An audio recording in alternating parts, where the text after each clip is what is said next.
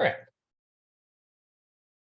All right. Hello, everybody. My name is Zach Hartman. I am a science fellow at Gemini North and also part of the user engagement team. And it is my pleasure to have you all here and listen to 3 great talks from the GHOST Science Systems Verification results team for our new facility instrument at Gemini South, GHOST. And this is the 4th webinar that we're doing on this. So please, if you missed the last SB results webinar, there were different speakers. These will be posted on YouTube and then on the Gemini webpage as well.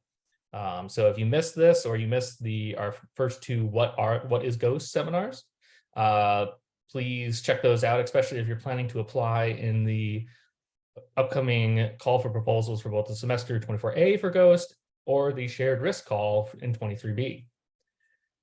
So without further ado, let's start off with our first talk from Stephanie Janelle, and I'll have her share the screen.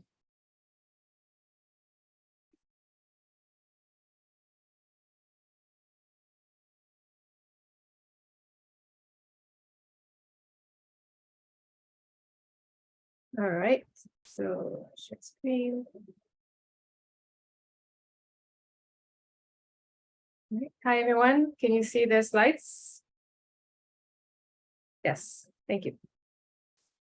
Okay, so I'm going to give you some overview of a program with just one target to look at a quasar that has Lyman alpha forest. So we call this resolving the trees of the Lyman alpha forest with GHOST.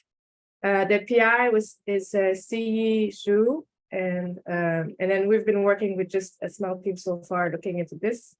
If I can click here. Okay, so the motivation to study very high redshift or background quasars is that they give us a probe of the intervening material along the line of sight. So you have a cartoon here. So in the top image, you see the line of sight towards us or towards Earth or towards Gemini South with GHOST. And then there's a background quasar with a bunch of galaxies, but also a lot of gas along the line of sight. And then some of the gas will be associated. For example, it could be a big circumgalactic medium. It could be around galaxies, or it could be also just the material of the cosmic web. So there could be a lot of the clouds with different densities and different redshift or distances along the way. So if you take a spectrum of such a quasar, it might look like what you see in the bottom panel here. So the most prominent emission line is Lyman alpha from ionized hydrogen, but then all on the blue side and shorter wavelengths, this is what we call the Lyman alpha forest. So each line here is a Lyman alpha absorption feature. And then you can have even these denser and more extensive absorbing clouds, which is called a damped Lyman alpha absorber. So you can see these kind of damping wings in the absorption, and the flux really goes to 0 here. It's a fully saturated feature. And in addition to this, in addition to measuring absorption of Lyman alpha, so just hydrogen, there's also metal absorber signatures that we can have. So in this cartoon, you can see these will show up as these narrow absorption features. So for example, if it's a magnesium absorption feature, which is a typical one, it's an easy to recognize one because it's a doublet. So we can make sure we recognize like the doublet feature. So this means that quasars are interesting in their own right, but they're also interesting as probes of the large scale structure of the universe. And they can also be used this way for cosmology. So the idea was to just here select one quasar, which we know is very bright, to make sure we had enough signal of noise. And then we already knew the redshift, and I'll show you the previous data on this. There were already spectra from SDSS and DESI. So this is the target here. So it's a quasar redshift 2.7.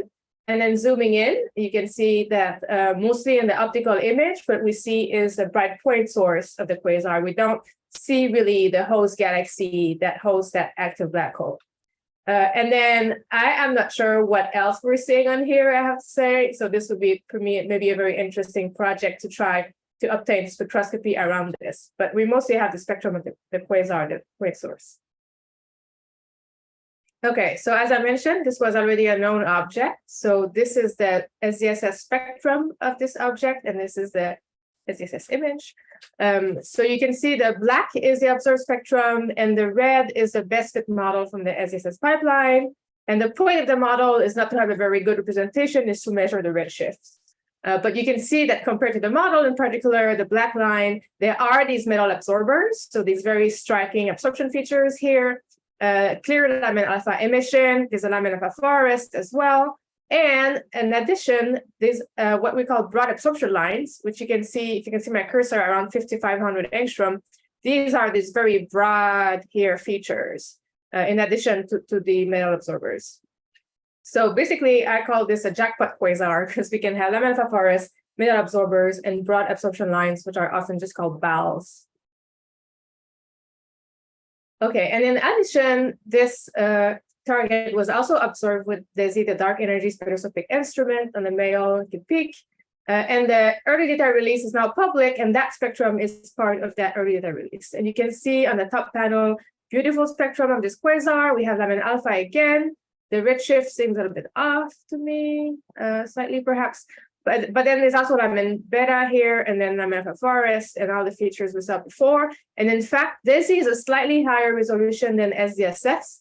And if we overplot the two spectra, SDSS in blue below, and then DESI in orange on top, they're very similar. The main differences are around these BALs, which is actually a pretty interesting hint of something happening in these possibly outflowing gas here. But besides that, slightly higher resolution, so we see a bit more of the details. But still with DESI, there's lots of blending going on. We don't resolve all the single features in the lamin alpha forest, for example, or even in these absorbers. So the ghost observations were during the SV. So this is a fairly bright target, and we had in total 3 times 1500 second on source. And then this is obtained with a standard resolution and then with a flux standard. And it turns out that this target was a bit challenging for the data reduction pipeline. So I actually want to mention that we have so far reduced it 4 times. And mostly kudos to C for doing all this work. And I'm actually going to show you the progression with these 4 rounds of data reduction. So these are the mostly tagged version of the software. We had the testing kind of untagged version here. But what I'm going to show you is going to be 4 times the same, the new reduction, but the same panel. So the light blue is the ghost blue spectrum as observed. But then the darker blue is a small smoothing kernel of just 3. It's a Gaussian with the 3 sigma. Sorry, the width of the Gaussian is 3 pixels. And then gray and black is the same idea, but for the ghost red channel. So the light kind of gray is just the raw spectrum, and then the darker black is after that small smoothing with the Gaussian kernel. And then there's also a bit of masking of the very large error. So that masks mostly the very blue end and this overlap region here, which is very noisy. So that first reduction, there was a problem that this was not doing the cosmic ray rejection. So this is why we see all these spikes. And then for comparison, in red is the SDSS spectrum, and this shows us a fairly similar comparable like flux calibration, especially on the blue side. So the next reduction improved a lot on the cosmic rays, but there were still some issues, and the error was a bit funny in this case. So we kept reducing again, and then with that next tag, there was another improvement, but there were some problems because these lines were not quite fully going to 0 flux like they should. And then this was all fixed here, except there's a new issue that is, I think, being investigated now. So what I'm going to do for the rest of the talk is I'm going to focus up to about 8,000 angstrom. So I'm just going to use this good portion of the spectrum where it's actually very high quality data, and I'll show you back by zooming in and you know what I mean. But this is getting like very nice quality spectrum besides that, besides this artifact here. All right, so now zooming in to this region of interest. Again, very good correspondence with the SDSS spectrum. I'm highlighting some atmospheric absorption bands, A and B band, that are known, so we're not using these regions of the spectra. But then we can see these beautiful absorption lines, and I will zoom in. You'll see how it's pretty impressive. So this is first comparing with SDSS, and then if I compare with DESI, this shows, I think, an even better correspondence generally. But there are some differences that I'm still curious if some of it can be real differences in the quasar, that because there could be some time variation on the scale of a few years. All right, so let's zoom in first. So the Lyman alpha forest. So this is the Lyman alpha line here on the right side, and then this is all part of the forest. So what you can see is with GOES, we get a much higher level of detail. So we see all these very narrow, beautiful absorption lines focusing on a dark blue. And a lot of them, actually, surprisingly, all go to zero flux. So they kind of all these saturated absorbers. So zooming in further, so this is just basically kind of show off at this point. But you can see the level of detail, like the line profiles and how the lines are narrow. And we can see very well that these features that compare to the previous observation. So SDSS in red and DESI in orange. So this is truly, as we were, anticipating and excited about, a very increase in resolution. So we can start, for example, resolving some features into a couple of different features. So we're still in the early phases in terms of the analysis. So I don't have all the final measurements, but I still want to show you different parts. So this is zooming in this region here. And you can see this this kind of more damp absorber. So with this kind of wing here, and then this zero flux basically for this distance. So truly very nice data quality, very impressive bar. And then this is again just zooming in a different part with this very strong feature that's on top of Lyman alpha. So it's another polyLamin alpha absorption. Some of them are metal absorbers here that come in with the Lyman alpha. So we're in the progress now of identifying those to get the full picture of what this quasar is telling us. So I'll talk a little bit about that, about the metal absorbers.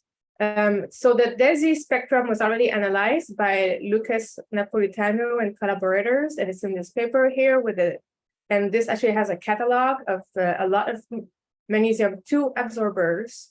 So the code works by taking the original spectrum and then estimating a continuum and then comparing to a smooth version of the spectrum, and then automatically looking for these doublets, for these magnesium-2 doublets. And these vertical gray lines is where absorbers are found. So this is a different spectrum here, but it's the same approach that was used for this galaxy. And once the magnesium-2 absorbers are found, then one knows the redshift of those absorption systems. So we can search for other lines like iron, carbon, and silicon, for example. So this is showing you another example from the literature. So this is, in this case, a UVES spectrum from VLT. And then in this paper, they looked at a lot of quasar spectra with high-res or UVES. But I want to show this because it's a nice comparison to what we have with this GOES program. So this is a labeled spectrum on the top, and then the colored regions are magnesium-2 absorbers. And then, as I mentioned before, magnesium-2 is a doublet. So you can see here, this is just a single doublet, so probably just kind of one cloud. And then all these other absorbers have a much more complex structure. So they're a complex of clouds instead of one cloud. And this is interesting because we're finding some of this with this quasar that we're studying. So this is the GOES spectrum again. So this time I'm just showing the slight smoothed version. And then from here, zooming in. So this is the location of known absorbers, but now with GOES, we have a much more detailed view. So this is again a doublet, so that's why you see the same features repeating twice. But, and then I'm thinking, okay, what can we learn about this one? Because I'm especially curious, is this a group of galaxy or what's going on? So just for fun, I started looking what other DESI spectra are there around this quasar. And the left side here is RA and DEC, and each dot is where there's a DESI spectrum in the early data release. And then this absorber is on redshift 1.554. So which in orange, I'm showing galaxies at around these kind of redshifts. So they're not that close. They're still, significant distance. But that red square here, if we look at the image, so the quasar is here, and these three galaxies highlighted with the green circles, they're faint because they're at redshift 1.55, but they're like at very similar redshift. So I'm curious to each other. So I'm wondering whether there's some kind of filament or group or something that's along the line of sight of the quasar that's connected to the structure, maybe. So this is, again, a preliminary look here, but that same feature I was showing you before. And this is, again, highlighting the fact that compared to SDSS and DESI, we have a much more refined picture now. And then all these horizontal lines are like possible features. So this is preliminary to be confirmed, but there's a blue dashed line, which is exactly the redshift of one of those nearby, nearby in projection galaxies that I'm not sure if it's all part of that same physically connected structures. So what we have is, so to conclude, so I didn't show everything, but hopefully this gives you a taste of what we have so far. So we obtained a spectrum of this redshift 2.7 quasar, which gives us a very detailed view of laminifer forest. We confirmed previously known metal absorbers, namely magnesium-2, but others. We actually see also the iron-2 and carbon-4 and so on. But now we're resolving individual components as part of these kind of complex, these absorbing systems. So the main three systems are redshift 1.3, 1.55, 2.45, and I only showed these two. And we do find some weaker additional ones, but we haven't finished identifying them yet. Possibly we found a foreground galaxy that's associated with a line of sight feature. But I think this is a very promising instrument. It seems like it's doing very, very, we get very good data. And there's been in the past some studies of higher resolution spectroscopy of quasars with Keck, IRIS, or VLT. So I think this would easily follow in the footsteps with maybe even a shorter exposure time. So the cosmological implication to this kind of studies, so obviously not with just a single quasar, but with a sample of quasars, one could start looking at actually calculating the cross correlation between these lemon alpha absorption features. So I'll stop here.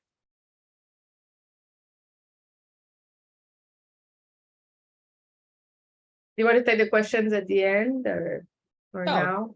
No, right now. So if anybody Okay. has any questions, please either raise your hand and I'll call on you or put them in the chat.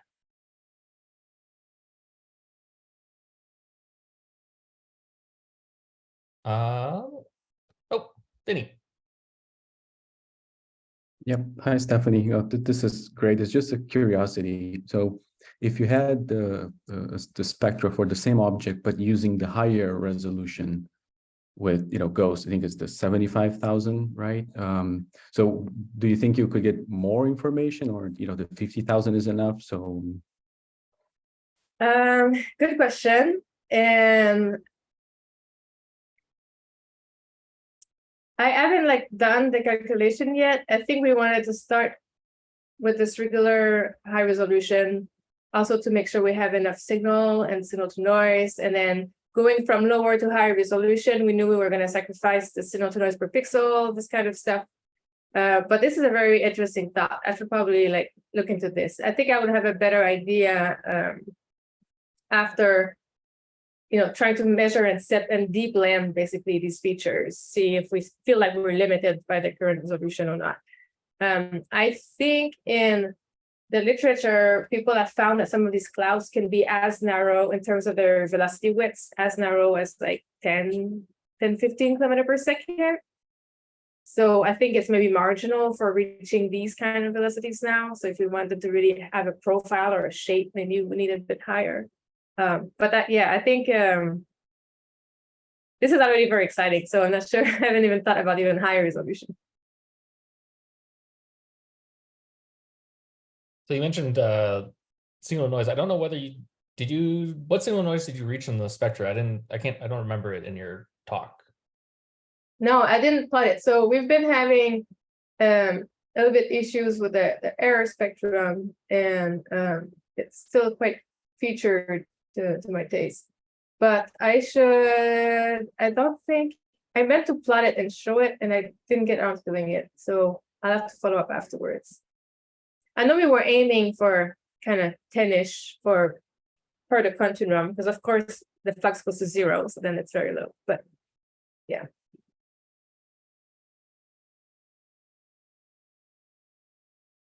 Any other questions?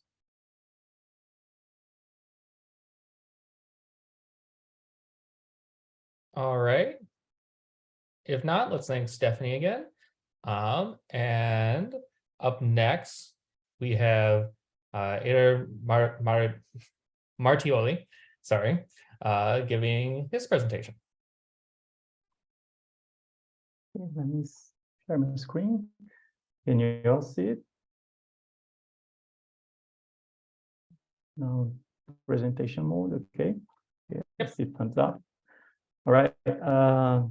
Okay, thank you. Thanks for the invitation. Thanks for the invitation to participate in the system verification of Ghost. Thank you, everyone. I'm going to show here the results we obtained for the characterization of a solar type star and its transiting hot Jupiter. The work was done by myself, Ada Martioli, and by my postdocs, Diego and Leandro.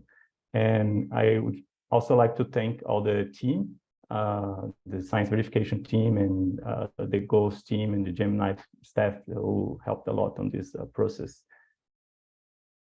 So the scientific goals for this experiment was to measure first chemical abundances of the star for a solar type star.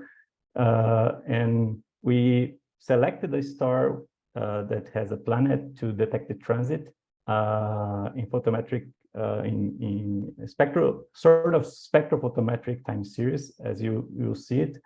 And we also aim to detect the transit through the RM effect, the Hoster-McLaughlin effect, and it requires some radio velocity precision, but I will show you it's possible with GHOST.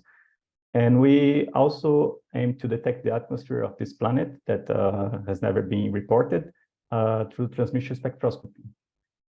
So there are some, since we're testing the instrument for the first time, doing science with it, we also had some technical goals for GHOST to test, for example, the throughput, to check if it corresponds to the same throughput as the one we estimate on the ITC, to verify the spectral resolution, the instrument stability during time series of 5 hours, which is the time we spent on this target, to test the dual target mode using science targets in both IFUs, because from Stephanie's presentation, she used also the dual target mode, but she was using the target on one IFU and the sky on the second IFU. In this case, we're using both with targets, with stars, and we also have a small IFU for the sky, even when we're using targets on both.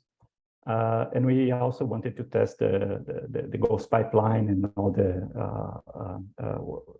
the processing steps to get to the science.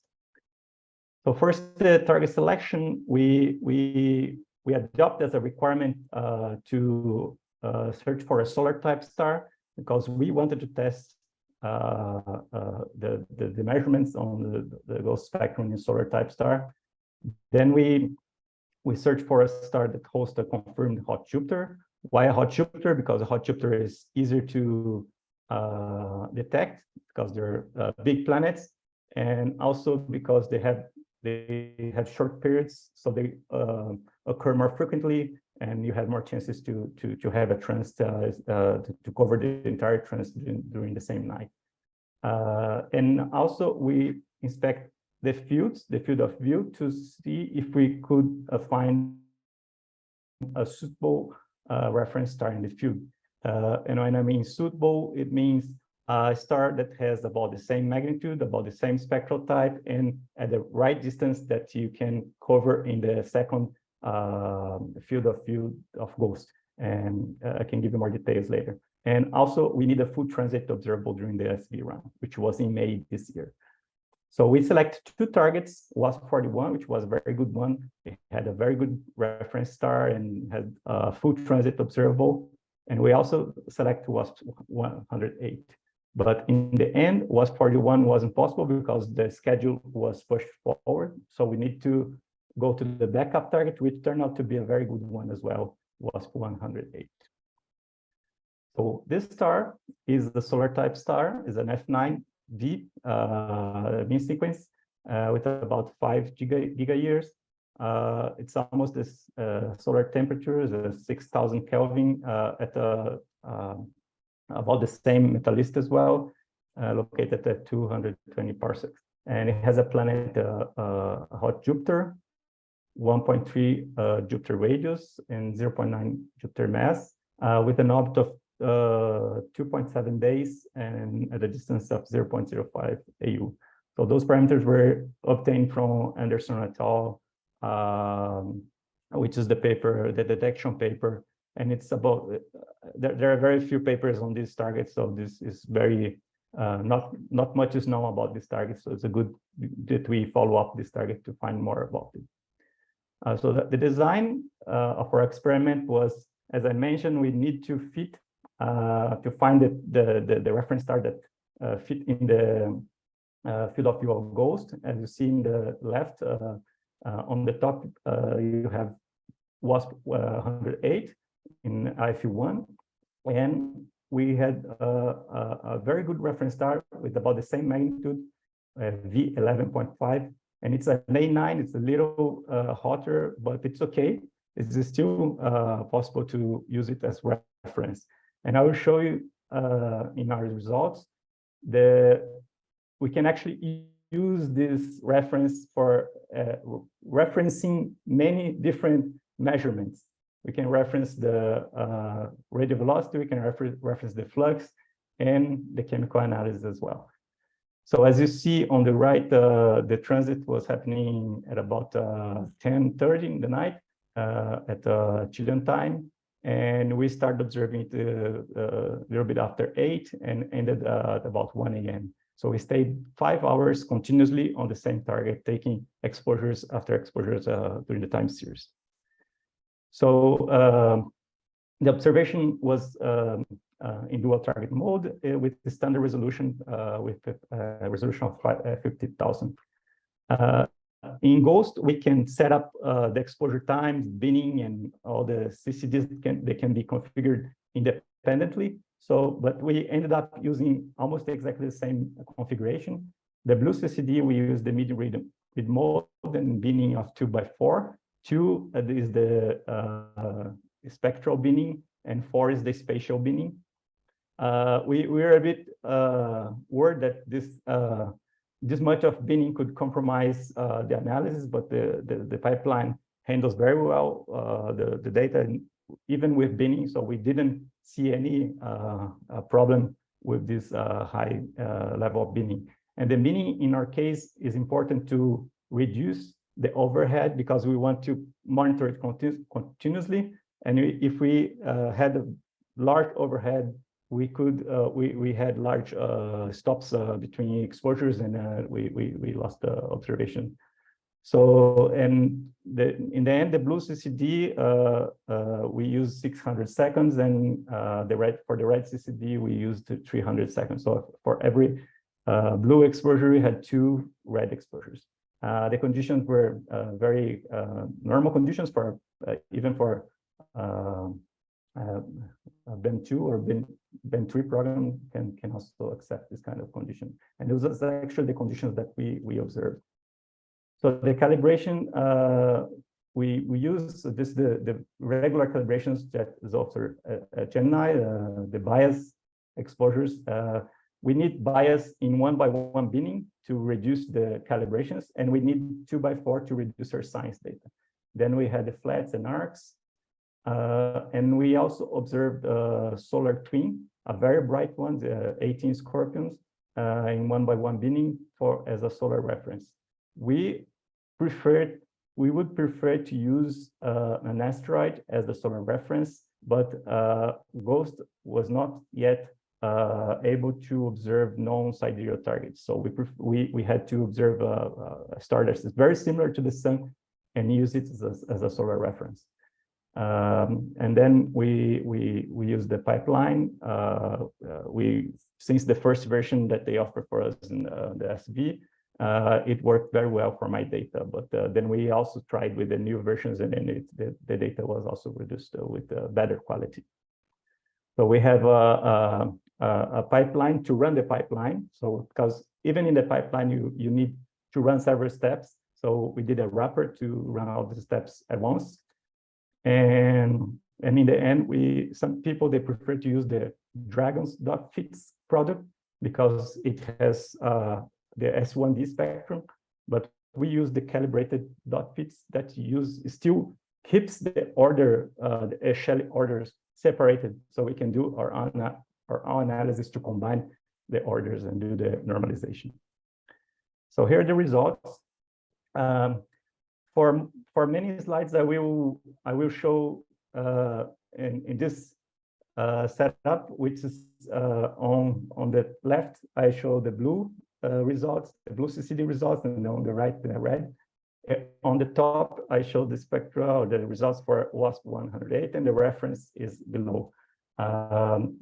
Because we're using the same techniques to reduce the two stars to be able to compare or to calibrate one with the other. So as you see, we reach signal to noise of about 180, the maximum. The air mass varied, but still very low during the observations. And the barycentric radial velocity varied about 200 meters per second during these observations. So then the spectra here, you see, this is the combined spectra from all observations in the time series.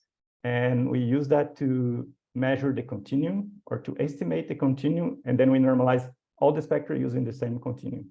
And as you see, for the blue side, it's a decay, it has low decay. And then on the right, on the red channel, you have many bumps.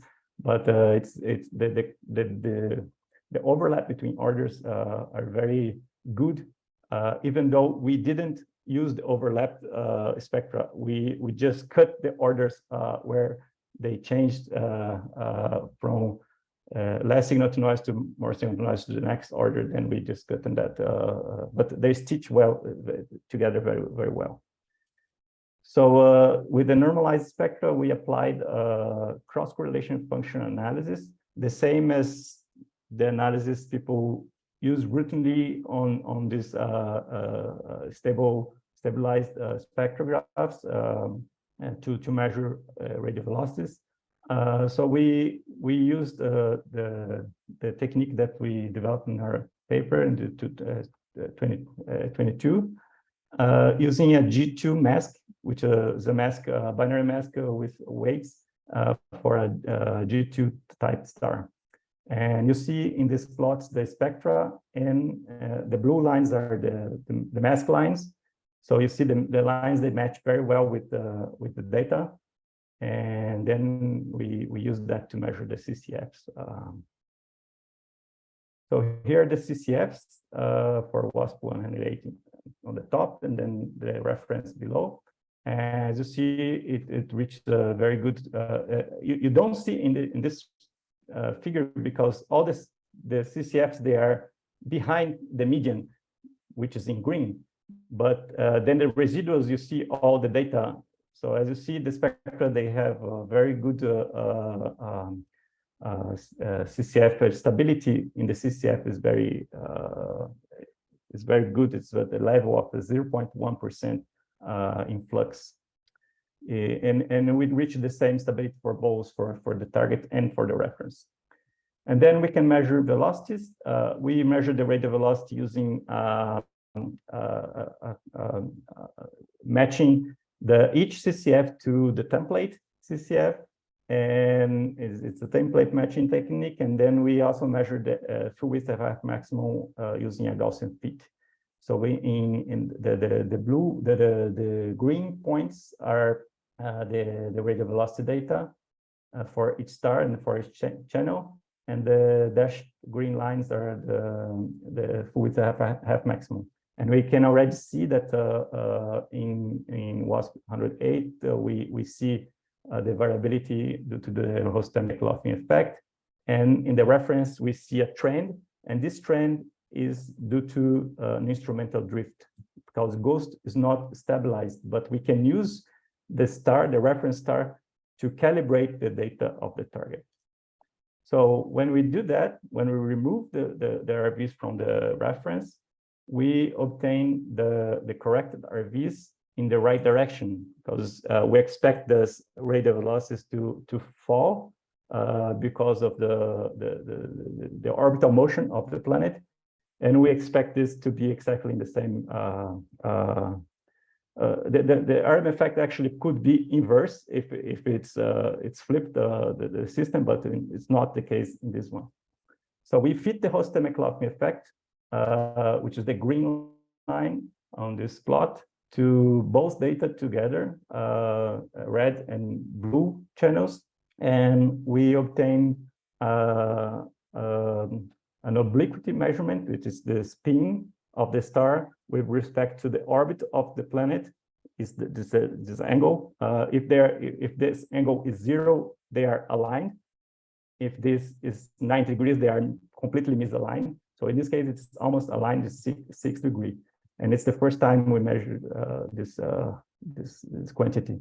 And as a bonus, we also have the projected velocity of the equator of the star, which is 5.7 kilometers per second. So the final precision, RV precision we obtain in this data is 6.3 in the blue meters per second and 9.2 meters per second in the red. This is during the 5-hour time series, so it's a short-term stability. But this could be improved with a new version of the pipeline. I already re-reduced it, and I found some improvement. I believe we reached somewhere around between 3 and 5 meters per second precision with this data. So to show that this data is really good, we plotted the Doppler tomography map of this transit.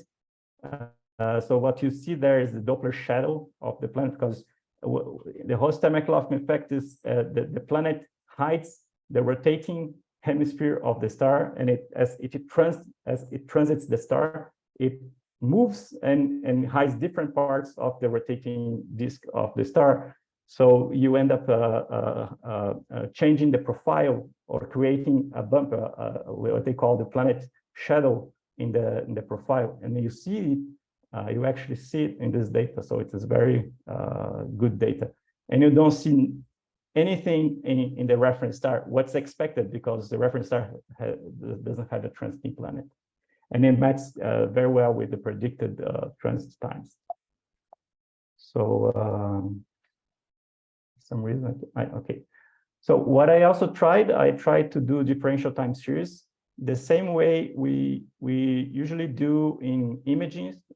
So we compare, you use a comparison star to plot the time series. So, but instead of using the flux of the integrated flux, I integrate the flux in spectral channels. I use the spectral channels of 20 nanometer width. And in this case, you see in the blue on the left and the right, you see the red channel, which doesn't seem very good. So at first I thought it wouldn't be possible, because I thought it was very unstable, and it is indeed the transmission of the fibers of the IFUs. They are very unstable when compared to each other. But since we know the transit, we observe the transit at the same time in our observatory here in Brazil. And using the information from the transit, we can calibrate this data, and we can obtain the measurements of the transit in each spectral channel, at least in the red channel, in the red CCD. So this is the results that we obtain for this time series after calibrating it using our transit measurements here in Brazil. And as you see, you can obtain very good measurements of the transit of this planet. So of course, we're not exploring the full resolution of ghosts because our signal to noise wasn't very high, but at least we could detect it. And here I show the precision, the photometric precision we obtained for each channel in the red. And as you see, we can go down to 0.1%, which is about the same as when you observe in broadband the transits. So changing gears a little bit, now we explore how to measure, to do basic spectroscopic measurements on a solar twin. It's 18 Scorpions. This is the spectrum, the very high signal to noise because the star is very bright. And I show in the bottom the comparison with the SOFIE spectra, which is higher resolution, 70,000, 75,000. But it has about the same information, same quality as the ghost spectrum. So we're matching the same sort of, it's just a sanity check to see if we're seeing the same thing, because we work on SOFIE data, which is we know it's calibrated with many targets, so we know it's the instrument very well. So comparing these results, maybe I won't go through all this, but what you have to focus on this table is that SOFIE and GHOST, the two first columns, they're very similar. So the same methods we're using to measure on SOFIE data, we're using to measure on GHOST data, and we measure about the same values. So it means GHOST data is good, and then we go to the literature values, which are very precise because it's a solar twin and they use the sun as a reference. And we detect an offset in temperature and gravity. So these offsets are common in many instruments. So it's not something to worry about, but that only means you need to calibrate GHOST when you're using it. You cannot just believe in the first value you obtain, which happens the same for SOFIE and for any other instrument. So one interesting measurement that we can do with GHOST is to do differential analysis. So since our target is similar to the sun, we can use a sun spectrum, or in this case, the 18 Scorpion spectra, to compare the two, to use it to run a differential analysis, and then we can achieve better accuracy in the parameters. So as now these plots show the equivalent width of these two targets, showing that they match very well. And so we can use it as a reference to measure the stellar parameters. And here are the results for the differential analysis of this of our star, the WASP 108. And to compare, in the final column, you have, in the last column, you have Anderson's results. And what we see here is our absolute analysis, which doesn't involve the differential with the 18 Scorpions, has about the same results as Anderson's result. But when we do a differential analysis, our results are slightly different. The temperature is a little higher, and the surface gravity is also slightly larger. So that means maybe we are measuring with some offset, or maybe those measurements are showing that it's actually slightly different than what you see in the literature. But what is more important in these measurements is the metallicity that we measure at much, not much, but a higher metallicity, 0.2, and in Anderson's work is about 0. So it's more metallic star. And so that's all. My conclusions in the technical side is that GHOST has an excellent throughput and stability. The dual target mode offers a great opportunity to do differential analysis, as I showed in many different ways, both in flux and in radial velocity. And the relative photometric stability between IFUs is still limited, but can be calibrated. And it permits measuring, for example, transits of hot Jupiters. And we would like to have the non-sidereal modes in GHOST. That would help a lot in this kind of differential analysis. And the pipeline is very good, operational, and provides science-grade reduced data. For the science conclusions, the CCF provides this relative precision of a few meters per second in a few hours, which is very good to see this kind of capability of GHOST that open up opportunities for many different works. And so with that, we measured RM effect with a spin orbit alignment of 7 degrees for this system. And we also measure some systematics offsets in this in the stellar parameters when we measure the GHOST spectra. So with that, we just had a better measurement of the stellar parameters for WASP-108 and for the planet as well. So we are writing a paper on that to explore this more carefully and to make it available for everyone. So and in this work we're doing also a joint analysis using test data and ground-based light curves that we observed at the same time. So that's all for now, and I thank you. I have questions.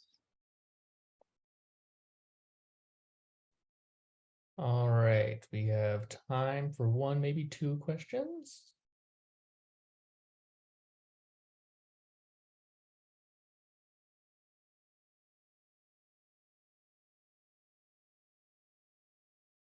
I guess I was just wondering for the iron lines, the iron 2 lines appeared to have a little higher error on them.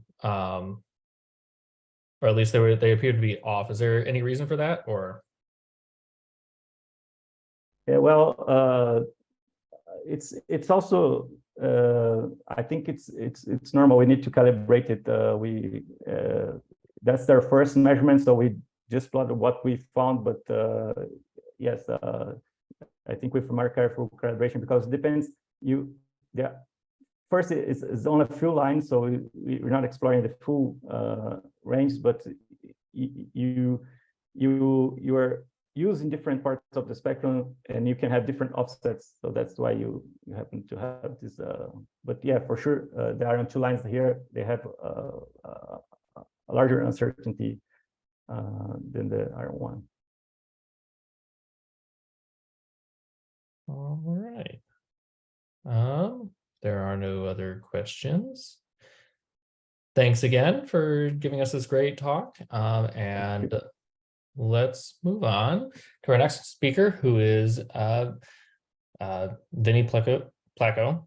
And take it away. Yeah, thanks, Zach. So let's do this sharing thing. If my internet connection is bad, then let me know and I can turn off the video. But I assume you can see everything in there. All right, so I'll try to be brief and just give some sort of a very short scientific motivation for this. But the title, as you can see, is How to Find What You're Not Looking For. And this happened because I had a plan for this GHOST science verification run. And in the end, the star that I was looking at, it turned out to be something completely different than what I was expecting in a good way, right? So I wish I could claim that I was by design, that I wanted to get that, but no, right? This was an accident, a happy accident, right? But again, there's explanations for this accident, so it was not completely random, but there's some lessons that I've learned in between. And I think before I go on, I also wanted to thank the GHOST science verification team, the instrument team. They did such an amazing job, starting from the commissioning and with the data reduction and everything. So the only reason that we are all here today is because of all of this people's work, right? They just worked a lot to make this happen. So a big thanks to all of them. So some of the kind of a scientific motivation for this, at least from my perspective, is, well, I really want to understand how the universe could go from having only hydrogen and helium and traces of lithium all the way to having, all the chemical elements in the periodic table in the surface of the sun, right? We know a lot about stellar evolution, about some sort of explosive stages, burning stages of stellar evolution, how the elements form. And today, when we look at our redshift 0 universe, we can tell where most of these elements are coming from, in particular in terms of the astrophysical sites that have the physical conditions to form those objects. But still, I think we wanted to quantify, fractions of events that are happening, and we want to know exactly when the universe transitioned from sort of not having anything to something, right? And that transition, what we usually try to talk about this is just the stellar archaeology field using old stars as fossil records. So if you have this really kind of a naive picture of the universe, you did have hydrogen and helium first, you form really massive first generation stars.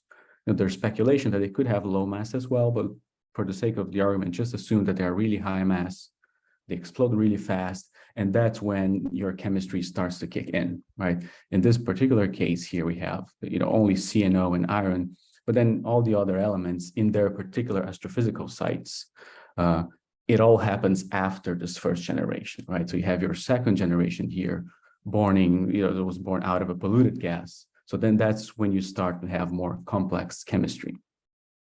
So one of the things that I'm really interested in is just to study this, what we call the true second generation stars, and just some sort of quantify how many of those are there in terms of the metallicity, how the progenitors look like in terms of the masses of the population tree. So the idea is we have to find as many examples as we can of these really low metallicity stars.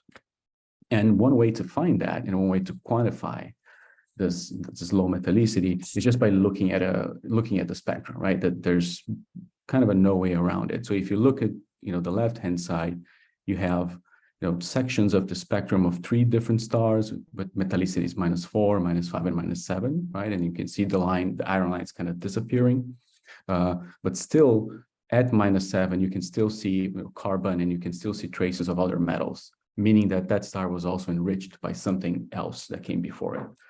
And when you look at the spectrum here on the right-hand side, it's very obvious the differences in the number of absorbers, right? One, the solar type star and a star with a metallicity -3, right? Which is kind of 1,000 times less iron over hydrogen than the sun. So the idea is, let's try to find as many of these extremely low metal poor stars as we can, and then do spectroscopic follow-up and get the full chemical abundances for them. The thing is it's very hard to find those, right? For stars below -3, you can think of maybe one, for every 10 square degrees of the night sky at magnitude 18, right? Give or take, right? So in principle, what I would love is to get a ghost spectrum for each star in this field here. I don't think the TAC would accept that, right? I don't think they would give me time. So we need to get, we need to be a little bit smarter than that and say, if we have, 20 million stars, maybe we can find a couple hundred or tens of stars that we can follow up. So then we need to, get creative about selecting them. So in that, the way you want to select and how you want to follow up, it really depends on what you want to get out of it, right? And here I'm just showing 4 examples, with different kind of resolutions going from R equals 40, which is narrowband photometry, essentially, to low resolution, moderate to high resolution. So depending on the science that you want to do, right, then you choose your resolution. That's pretty much what we've been doing for, decades now. And if you want to get really serious about chemical abundances, then you need to go high resolution. However, you can use those middle steps in order to pre-select interesting targets, and then you would feed them into GHOST, for example. So one such source for those narrowband photometry, for example, is this S+ survey. I won't go into details. I can give more details later if people are interested in that. But essentially what this is showing here on the right-hand side is for stars, and in each point is a photometric measurement, right? So this S+ survey, they have 12 bands, 7 narrow bands and 5 broad bands. So for stars that have similar temperatures, so imagine that the broadband colors are similar, kind of your color temperature is the same. You can see here that on the red side, the photometry is very similar. So the temperature regime here is very narrow. However, as you go towards the blue, then you see that there's a scatter here, and you can explain that scatter as differences in chemical composition, right? So if you have hundreds or thousands of absorption features here in the blue, then what happens is your more metal-rich star would appear fainter in the blue filters, right? Other things can play in there, but you can actually get a pretty good idea of the overall chemical composition by looking at those blue filters, in particular the narrow bands around the calcium lines, who really react to changes in metallicity. So that's what we did. We just came up with a nice color diagram using narrowband colors. This is what you can see here. And again, I won't go into a lot of detail on this. The thing I want to convey is that if you can find a color diagram that has some metallicity dependence, and if you can isolate a region in that color diagram where the fraction of low metallicity stars is higher, and this is what this panel here is showing, right? This is just comparing with spectroscopic data from Segway, and the different colors here are different metallicities, right? So the black colors are different, lower metallicities. So if I want to get a sample of random stars in the halo and have better chances of finding a low metallicity star, well, maybe I can focus my efforts on this region here, right? That's as simple as that. You could get photometric metallicities doing some sort of regressions and things like that. But in this particular study, we really wanted to just look at the colors. So what we did is we isolated this region in the color diagram that we thought chances would be higher to get low metallicity stars. And we observed about 500 of them, including, with Gemini, with Blanco here in Chile. And out of those 500 in medium resolution, we isolated 2 stars, right? The one here in pink, that's a star with a metallicity below -4 that we found a couple years ago. And since this other star over here, it was actually close to this star in the color diagram, I thought, well, maybe this one will be as interesting as the other one in terms of being really low metallicity, and in this case, have a low carbon abundance. So that's the star over here in the color diagram that went to ghost, right? We knew about this one already. This one, we got a high resolution spectrum with Mike at the Magellan a couple of years ago. So then I thought, well, let's try this one and see what happens, right? Worst case scenario, it doesn't do much, but well, we should give it a try. So essentially what we do is we go from a big data release from this narrowband survey, about 20 million targets. We narrow down using a color diagram to, hundreds. And then out of the hundreds, you look at them, and then you select a few of them to do really detailed studies in the hopes of finding something really interesting. And this is exactly what happened, right? This star here, that's the name of the star, right? J1424 minus 2542. It's brightish, right?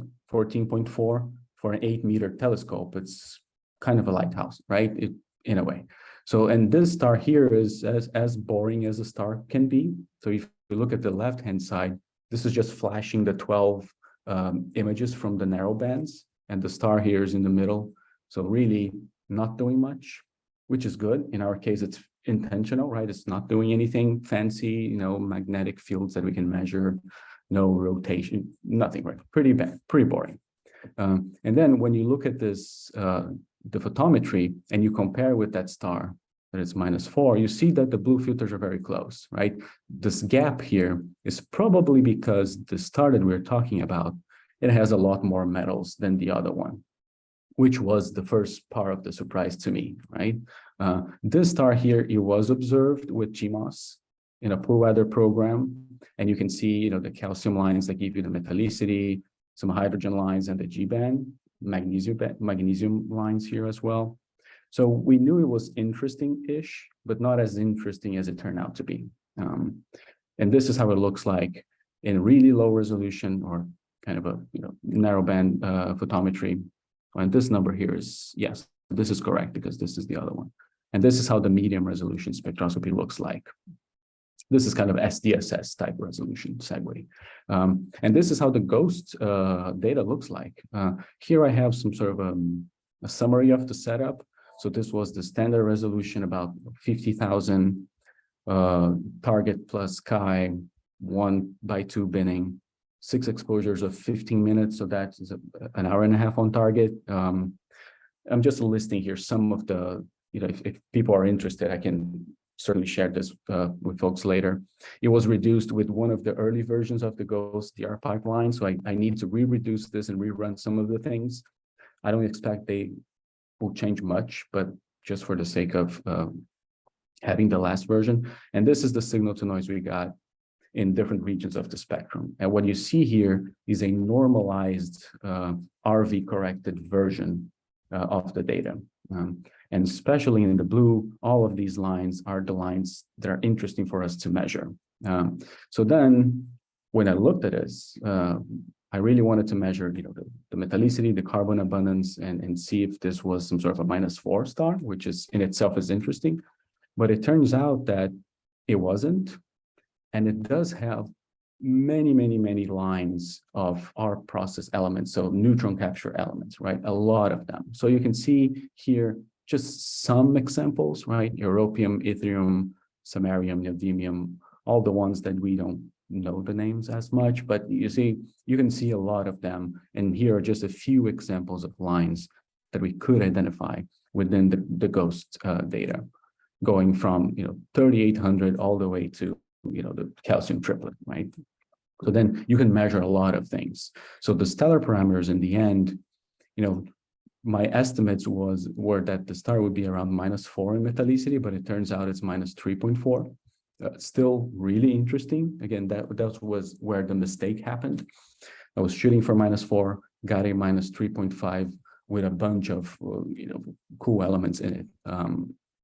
In terms of chemical abundances, I was able to measure 36 elements from carbon all the way to thorium, and measure about 308 absorption features, and do spectral synthesis and equivalent width analysis for all of them. So now what I want to show you is some of the actual results that we're working on.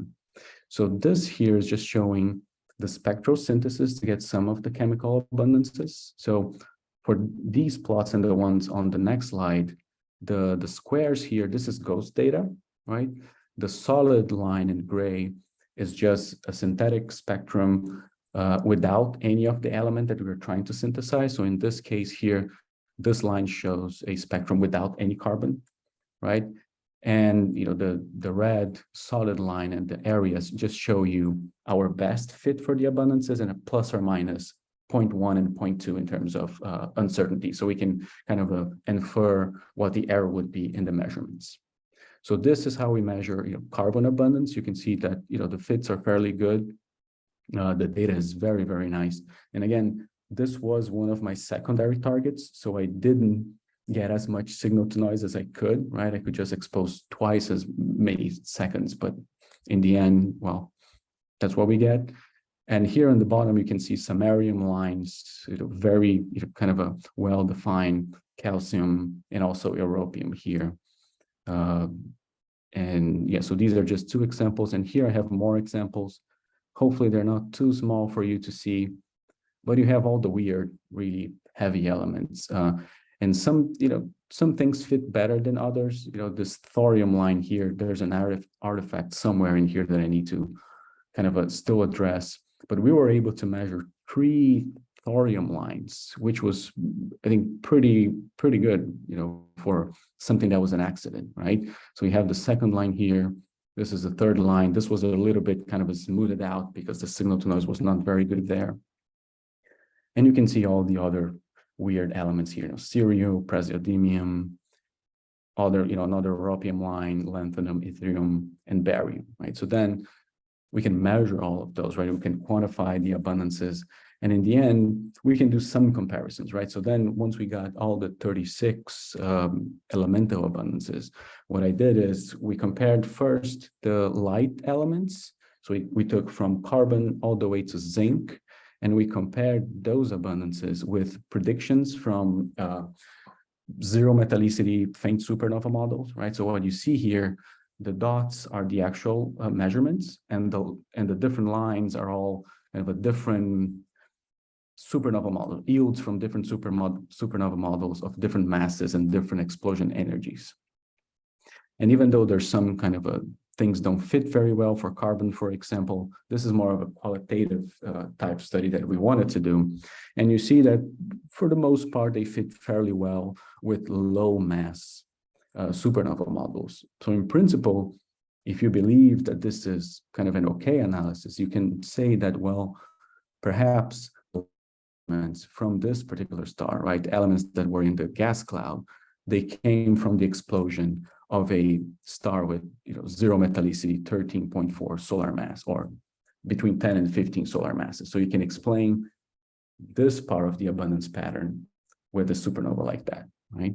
And then when you look at the heavy elements and you compare the heavy elements, for example, with the solar chemical abundance pattern, dividing by R process and S process. So we know that each element has it's formed by the R process and the S process in different fractions.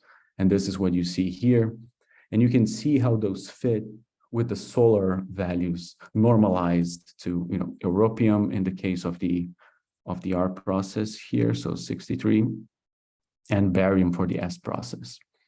And you can see that even though there's an overall good fit, especially for the stuff in the middle here, barium is kind of overproduced when you look at the R process pattern only, and thorium as well, right? And there's kind of a name for this, these actinide boost stars.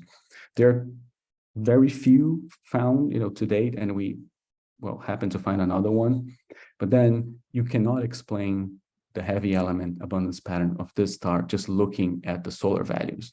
So we took this a step further and compared the heavy elements with a neutron star merger, the yields from a neutron star merger, right?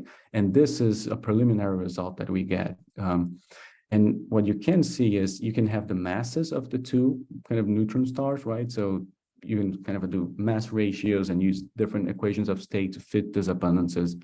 But what's interesting about this particular one is that you can actually fit the barium with this model. You can fit the europium as well. So that's 63, right? And you can also fit the thorium fairly well. So in principle, again, you could explain the heavy element abundance pattern for this star coming from, as the aftermath of a neutron star merger with two stars with those particular masses, right? So you could explain the light elements, the heavy elements, and maybe you need a gas cloud that was pre-enriched by at least two prior stellar populations, right? So this star here is probably not a true second generation star if you kind of believe this type of analysis. The last thing we did is actually look at Gaia data, and we tried to get the age and the mass of this star just using kind of an isochrone matching with the narrowband filters. So doing an analysis with a larger sample and trying to find the age and the mass for this star. In principle, we find an age of 10 gigayears, plus or minus 3-ish. It's a lot of years, right, to have an uncertainty on, but it's an old star, right? That we can tell, right? And the mass we find, as expected, 0.8 solar masses, plus or minus. In this case, it's a little bit better. But then you can see here the CDFs when you do the analysis comparing with a larger sample. This is what we find for the age and the mass. And using Gaia data, we can try to some sort of place this star somewhere in the galaxy when the galaxy was formed, right? Maybe associate that with one of the early merger events. Looking at the energy versus angular momentum diagram, in principle, we cannot associate this star here, is the yellow star, with any of the really well-known structures, right? You can compare that, the color things here, some of those DTGs, those dynamically tagged groups, which actually fit on this diagram. But then when you look at eccentricity versus Zmax, the maximum height above the plane, they don't fit. So in principle, if there's no known structure here, we can maybe say that, well, maybe this is an in situ, halo star. It was born, in the early halo, or it was maybe ripped out from a structure that we don't know much about yet, because it's really kind of by itself here at some point. But we still need to go a little bit further with this and still kind of analyze this a little bit better. And I think that's all I have. So I have here some very kind of preliminary results, right? Well, you can read this off, that's fine. But I think one thing I really want to say is that the GHOST, I think it's a really transformative instrument for the community, right? Not only the US community, but all the Gemini partners, and pretty much any person around the planet can apply for GHOST time through the US, for example, through our Open Skies policy. So I think this is really the time for people to start thinking about projects, right? And start thinking about ways of using GHOST. the reduced data for this program, for example, will be available very soon on the archive. We're trying to reduce the data with the latest version of the pipeline. So the data will be there for you to just look, use, do whatever you want, and start thinking about your programs, right? So I think from the US perspective, I think people should really think seriously about applying for GHOST, right? This is a really amazing instrument, amazing stable data, very fast data reduction. So I think this will be a big deal for the community going forward. And hopefully I didn't go too much over time. I'm happy to take any questions, and yep, that's it. Thank you, folks. All right, thanks a lot. Any questions from anyone?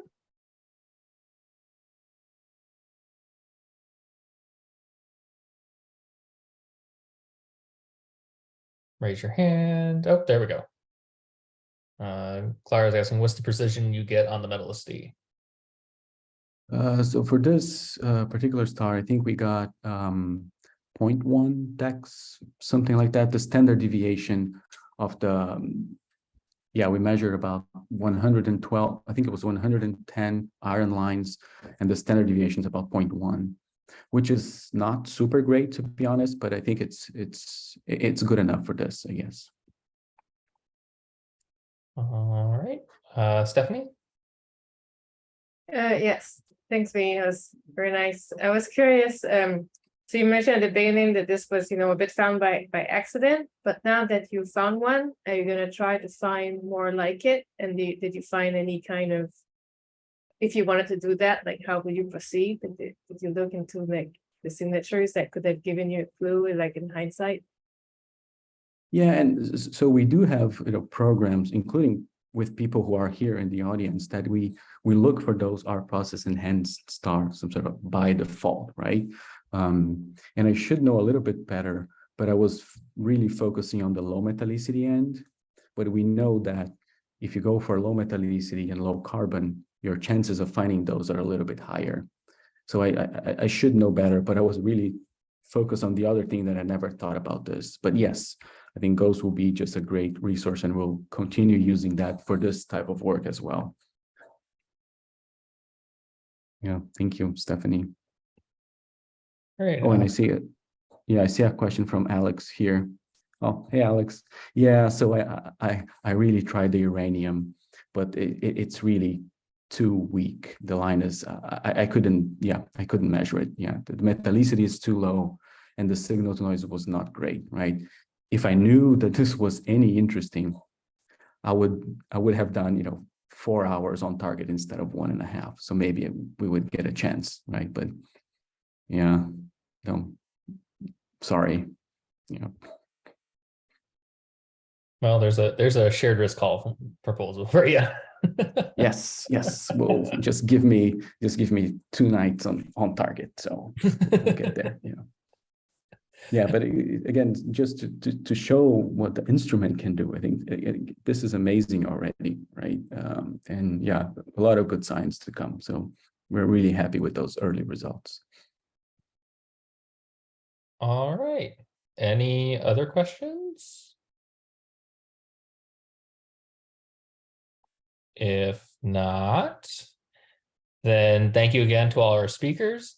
And for everybody else, this recording will be made available on the Gemini website, along with the other webinars. The other SB Result webinar did have different speakers, so if you're interested in hearing more about GHOST, please go check that out. And please apply for GHOST as we usher in this new era of high resolution spectroscopy down at Gemini South. So, all right. Thank you very much, everybody. Thanks, bye everyone.